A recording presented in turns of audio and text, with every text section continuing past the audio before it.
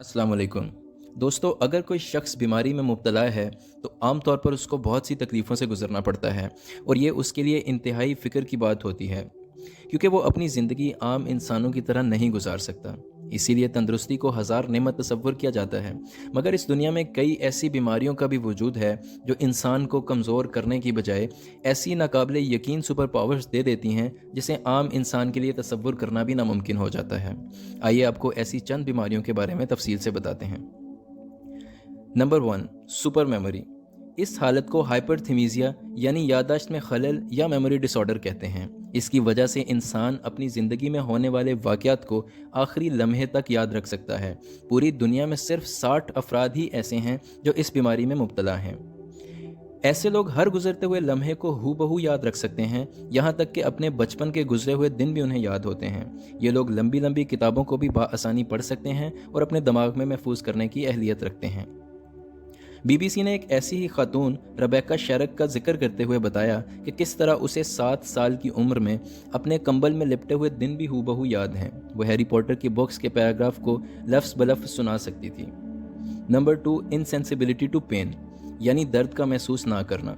इसको medical terms में inborn एनल्जीजिया भी कहते हैं। इस बीमारी में कोई शख्स अपने जिस्म में किसी भी किस्म का दर्द महसूस नहीं कर सकता। इस बीमारी के तकरीबन 40 केसेस अब तक रिपोर्ट हो चुके हैं, जिसमें एक केस स्वीडन का है। सुनकर लगता होगा कि ये कोई एक्समैन की स्टोरी है, लेकिन ऐसा बिल्कुल नहीं है, बल्कि यह हकीकत में एक बीमारी है।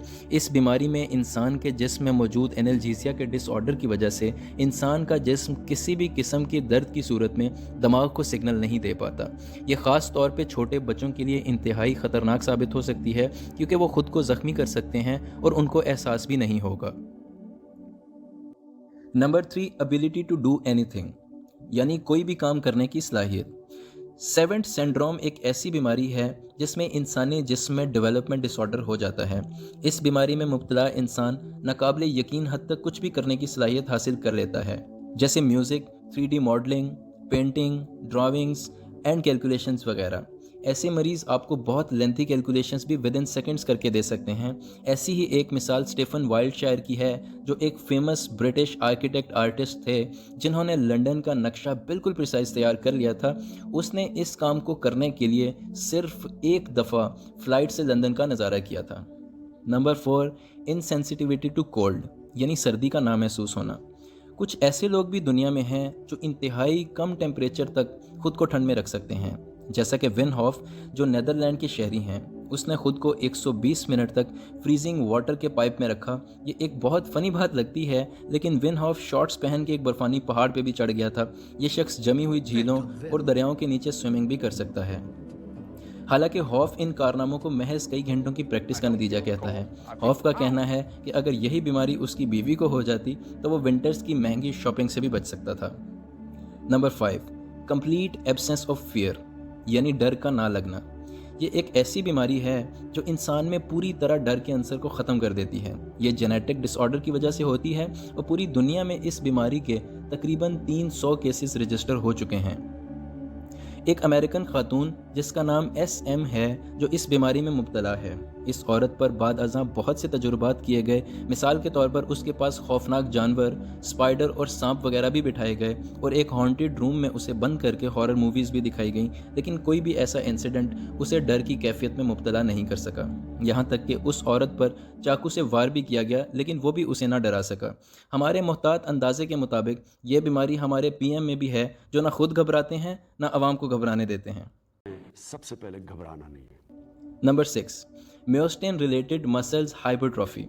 इस बीमारी की वजह से इंसान के जिस्म का फैट कम हो जाता है और मसल बढ़ जाते हैं। ऐसे मरीजों के मसल आम लोगों के मुकाबले में 2 गुना रफ्तार से बढ़ने लगते हैं।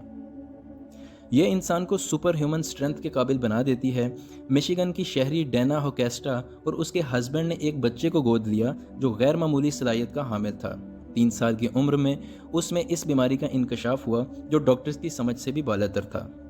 वो 3 साल की उम्र में 5 पाउंड का डंबल उठा के एक्सरसाइज कर सकता था और चिनअप भी कर सकता था, जो इस उम्र के बच्चे बिल्कुल भी करने के काबिल नहीं होते। इसका डाइजेशन सिस्टम भी बहुत स्ट्रांग हो गया था, लेकिन फिर भी जिस्म में कोई बीमारी के आसार नहीं थे। पहली बार ये बीमारी 1990 में एक गाय में देखी गई थी और 2004 में ऑफिशियली इसे मेडिकल डिजीज़ में शामिल किया गया। تو دوستو آج کا ٹاپک آپ کو کیسا لگا کامنٹ سیکشن میں ضرور بتائیے گا. ہم اگلی ویڈیو میں مزید ایسے انٹرسٹنگ ٹاپکس کے ساتھ دوبارہ حاضر ہوں گے. اپنا خیال رکھیے گا. اللہ حافظ.